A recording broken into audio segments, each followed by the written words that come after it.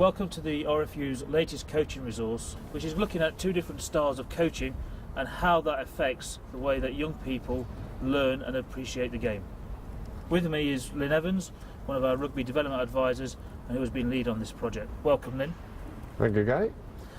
Can you just explain to us what the aim of the project was, please? Well, I wanted us to look at two separate things. One, how we might change our coaching style and method. Also the way we might introduce and develop the game through the game rather than through skills and technical work. Okay. Can you just talk us through the sort of spectrum of coaching styles that in basic terms so people can understand where we're starting from and what traditionally in the Northern Hemisphere the styles that we've used? I think traditionally rugby and many other sports have been taught in what I would call a coach-centred, autocratic way, where the coach is in charge, he tells, the players do. And across at the other end is a more laissez-faire, some may call it the French style, where the players just play and learn as they play. It's like you might play in the park with your friends. And along that spectrum, there's a variation of style. So there are two issues here. One is a coach-centred approach, where they manage the content and the pace of the delivery. The other is a player-centred, where the coach responds to the players' needs and challenges them at different levels. But also there's a didactic, autocratic approach of drill-based and telling, as opposed to asking questions at the other end of the spectrum and getting players to reflect and think about what they're doing. Absolutely. Good.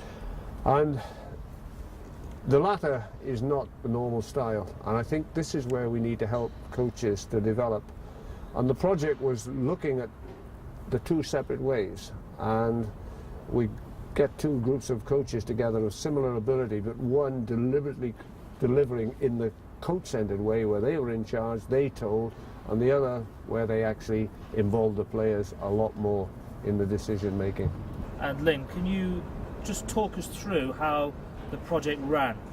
Okay, what we did, we ideally perhaps would have got complete beginners, but that was very difficult. So we went to a prep school in Oxfordshire, Moulsford School, where we got 20 boys selected on both groups, similar ability, and then I got two coaches to each group who were at least level 3 coaches, so we could try and get something very, very similar in ability. But the boys had played some rugby before.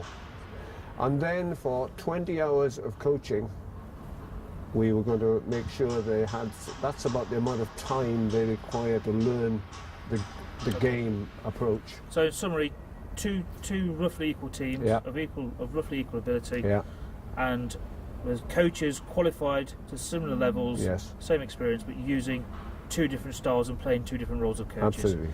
And there was video analysis of this, and also links to a Institute of Higher Education who looked at some of the analysis. Absolutely.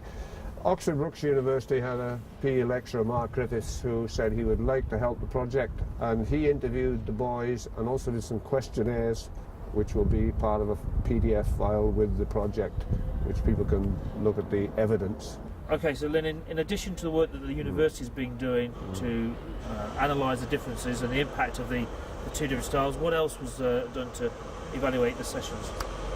We decided to have two games between the two squads, one at the beginning to see at what level the players were, and one at the end to see what tactical development, skill level. It wasn't a long enough period, 20 hours of tuition, but we wanted to see after 20 hours, did the players from the player centre especially gain greater tactical awareness. If we can just turn our attention to the warm-up. For years we've been working with coaches to get them out of the habit of sending players for runs around pitches and the type of exercise that they do. Can you just talk us through the similarities or the differences between the two methods, please? I think in the modern game, SAQ, which is the speed, agility and quickness, has come into the game, and that's taught a lot in the traditional way. Stretching still becomes a part.